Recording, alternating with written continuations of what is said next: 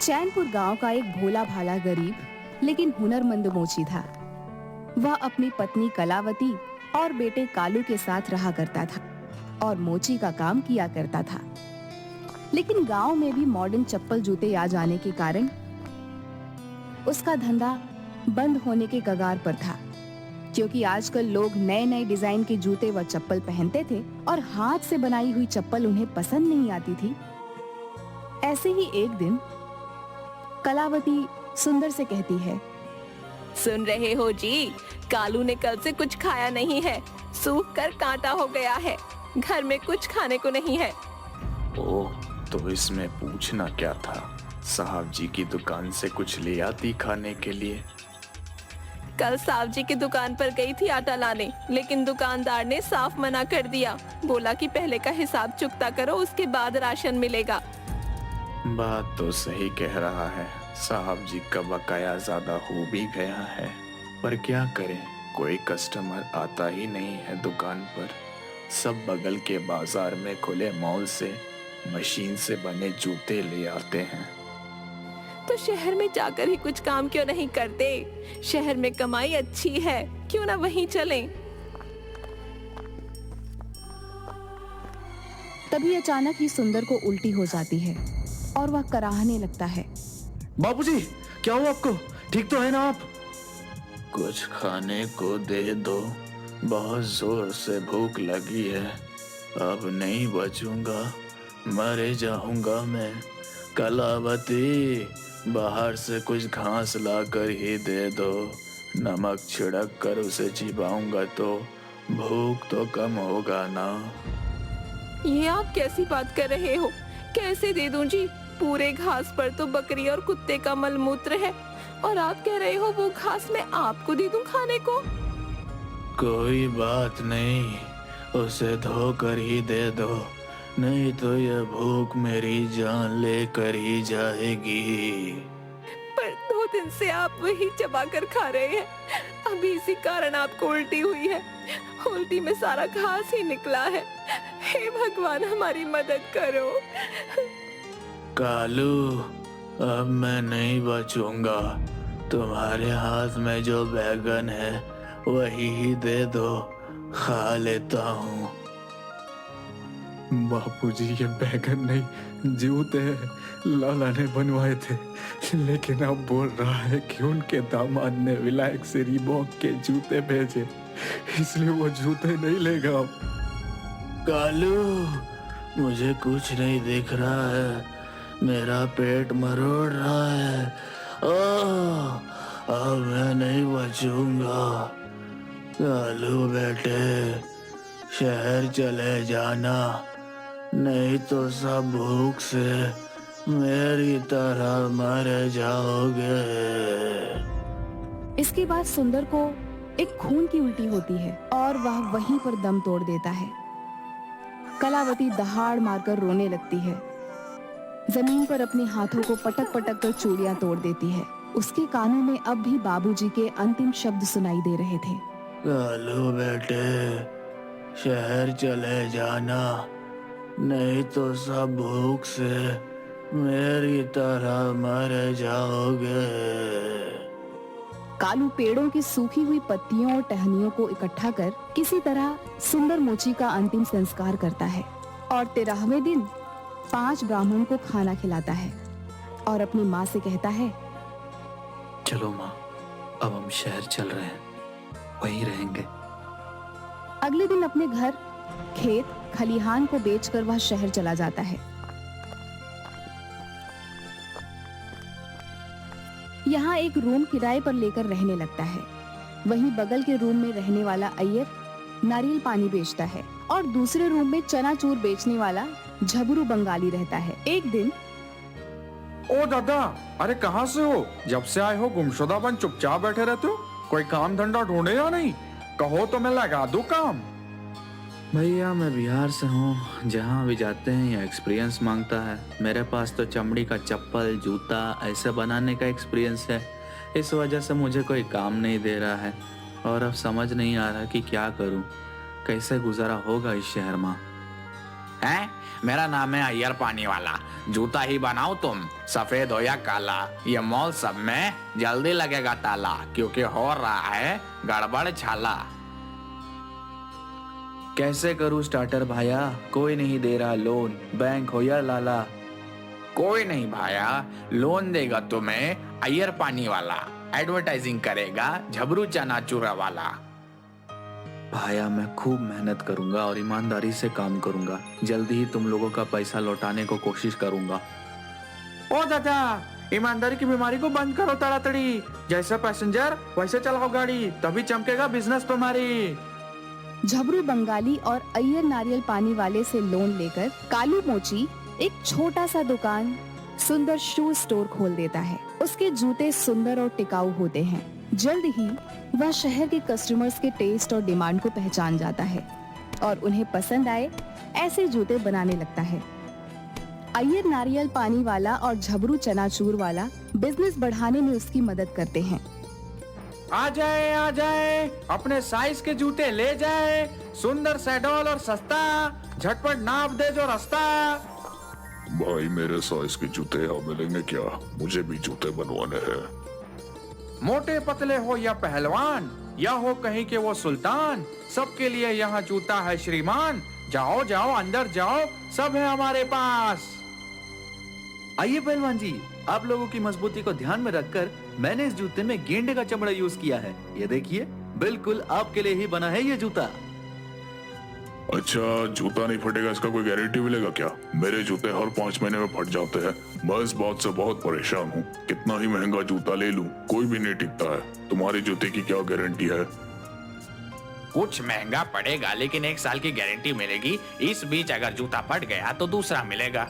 कोई बात नहीं, मुझे बस जूते अच्छे चाहिए। पैसे की कोई दिक्कत नहीं है। बताओ कितने लगेंगे? जी 22,000 के एक, लेकिन आप नेशनल लेवल के पहलवान हैं, इसलिए 15,000 दे दीजिए। ठीक है जी, जूते पैक कर दो। बस अभी पैक कर देते हैं जी, अगली बार जरूर आइएगा।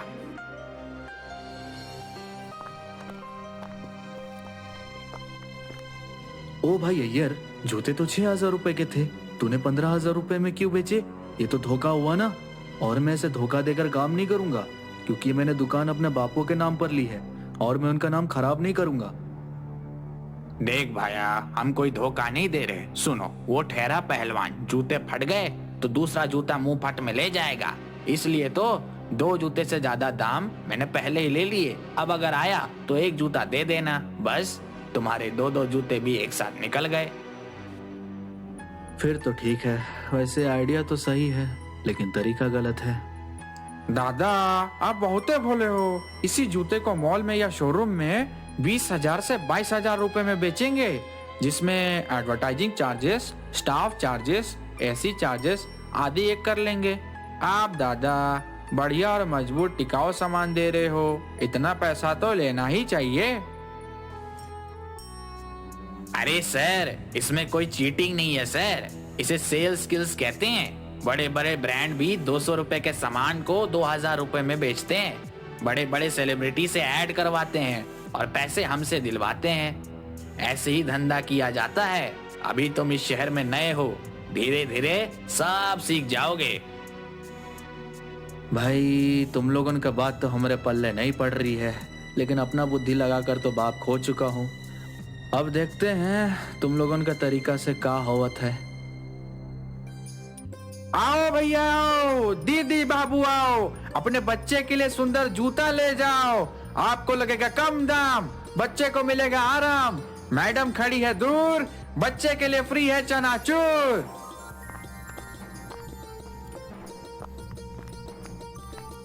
यजमान, आपके यहाँ वेज जूता मिलेगा क्या? मतलब ऐसा जूता जिसमें चमड़े का इस्तेमाल ना किया गया हो, क्योंकि हम जानवर की खाल से बना जूता नहीं पहनते हैं। नहीं पंडित जी, हमारे यहाँ वेज जूता नहीं है। अरे है ना पंडित जी, आपके लिए ऑर्डर जाएगा। 1 हफ्ते में शुद्ध फल नारियल के छाल से तैयार किया गया जूता आपको मिल जाएगा। युग युग जियो यजमान, आपका भला हो। इससे शुद्ध और क्या होगा? नारियल के छाल का जूता, वाह, मन खुश कर दिया। ये लो बेटा 1,000 रुपया एडवांस।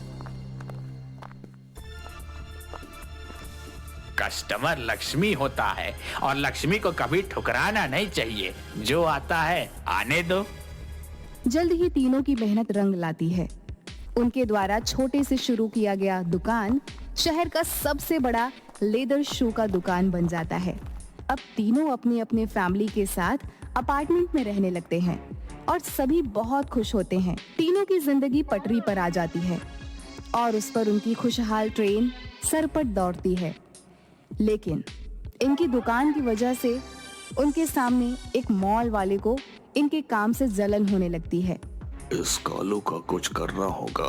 ये तो दिन प्रतिदिन धंधा चौपट करे जा रहा है। क्या किया जाए? तभी सड़क पर जाते हुए एक बेवड़े को अबे सुन, इधर आना। तेरी की अबे किसकी मौत आई है? ये शेर का रास्ता रोक रहा है। कौन है बे? अबे सुबह सुबह टाट हुआ पड़ा है। अबे तेरी तो तेरे बाप का पिया है क्या? अबे कचरे, सुन मेरी बात। बोतल चाहिए क्या? बोतल। अबे हट, बेवड़ा समझा है क्या? बोतल का क्या करूंगा? उस बोतल में लाल परी होनी चाहिए, तभी तो सुरूर आएगा। हाँ, उसी की ही बात कर रहा हूँ। तुझे आज रात एक काम करना होगा। इस सामने वाली दुकान में आग लगानी है, समझा? लेकिन किसी को कोई शक नहीं होने का कि ये काम मैंने करवाया है। हो जाएगा काम। किसी को क्या? तुमको खुद को शक नहीं होगा कि ये काम तुमने करवाया है? हाँ? हाँ। मॉल का मालिक बेवड़े को कुछ रुपए देकर वहां से भेज देता है। रात में बेवड़ा चुपचाप से कालू की दुकान को छोड़ बगल की दुकान में आग लगा देता है। कालू भैया, अय्यर, चलो दुकान में आग लगी है। अब क्या होगा? हम लोग फिर से गरीब हो गए। बहुत मेहनत से अमीर हुए थे। शायद भगवान हमको गरीबी में ही देखना चाहता है। अब क्या होगा? हे भगवान। कालू भैया, तुम्हारी नहीं, हमारी दुकान पर आग लगी है। तुम मेरी मदद करो। जबरू, तो फायर ब्रिगेड को फोन कर। तब तक मैं अपने नारियल पानी से आग पर काबू करता हूँ। हेलो, फायर ब्रिगेड स्टेशन से बोल रहे हैं? दादा सोए क्यों हो? जल्दी जाग, हमारी दुकान में लगी है आग। उड़ी बाबा, तड़ी तड़ा वहां से भाग, जल्दी आओ, आग बुझाओ। जबरू, इधर उधर से बाल्टी लेकर आ, यहाँ आग की लपटें ज्यादा उठ रही हैं। जल्दी से पानी लाओ। ये लो बाल्टी, मैं पानी लेकर आता हूँ। अयो अयो, ये कैसा आदमी जी, खाली बाल्टी से बुझाएगा आग और पानी के लिए बिना बाल्टी रहा है भाग। यजमान, पंडित जी गंगा जल बचा कर रखिए, कल पूजा में काम आएगा। आज गिरे हैं, कल उठकर फिर दौड़ेंगे। बस ऐसे ही तुम्हारी दोस्ती चाहिए। अब हम सब ठीक कर देंगे। हटो हटो, फायर ब्रिगेड आ गया है। तीनों की सूझबूझ और लगन से जल्द ही आग पर काबू पा लिया जाता है। अरे अब क्या होगा बाबा? सारी दुकान खाक हो गई। तुम दोनों चिंता मत करो, मेरे बुरे वक्त में तुम दोनों ने ही सहारा दिया था। अब मेरी बारी है दोस्ती निभाने की। कालू दोनों के पैसों की मदद करता है, जिससे जल्द ही फिर से दोनों की दुकान रफ्तार पकड़ लेती है। लेकिन हमें पता लगाना है कि आग लगी कैसे। सीसीटीवी कैमरा की फुटेज लेकर आज पुलिस वाले आते ही होंगे, जिससे सब मालूम पड़ जाएगा। अरे भाई साहब, आपकी दुकान को आग इस बेवड़े ने लगाई थी और हाँ, हमने इसे पकड़कर सब कुछ उगलवा लिया है। ये इसने ऐसा क्यों किया? अयो, क्यों किया जी? हम तो किसी से कोई दुश्मनी नहीं रखते जी। अय्यर जी, सामने जूते का मॉल का मालिक हमारी हिरासत में आ गया है। ये सब कालू की दुकान को जलाना चाहते थे, क्योंकि उसकी तरक्की से उसे नुकसान हो रहा था। मॉल के मालिक को उसके किए की सजा मिली। उसके बाद कालू पंडित जी के लिए नारियल छाल के जूते बना देता है। पंडित जी राम राम, देखिए आपके लिए स्पेशल बनाया हुआ वेज जूता। आशा करता हूँ आपको पसंद आएगा। अरे वाह वाह यजमान जी, ये तो कमाल हो गया। ऐसा तो पहली बार हो रहा है। आपका ये फल जरूर रंग लाएगा। जूते पंडित जी को बहुत पसंद आते हैं। पंडित जी एक बहुत बड़े मठ के मुखिया थे। उन्हें इस तरह के जूते पहने देख बहुत से लोगों ने वैसे ही जूते पहनने चाहे। उसके बाद पंडित जी ने कालू को ऐसे ही और जूते बनाने का बहुत बड़ा ऑर्डर दिया। उसके बाद कालू की दुकान एक ब्रांड बन जाता है। अयो कमाल हो गया जी, आखिरकार कालू की मेहनत रंग लाई। अरे भाइयों, ये मेरे अकेले की नहीं, हम सब की मेहनत का नतीजा है। आप सबका बहुत बहुत धन्यवाद। कालू के नारियल की छाल के बने जूते सब जगह प्रसिद्ध हो गए और देखते ही देखते उनका व्यापार आसमान छूने लगा।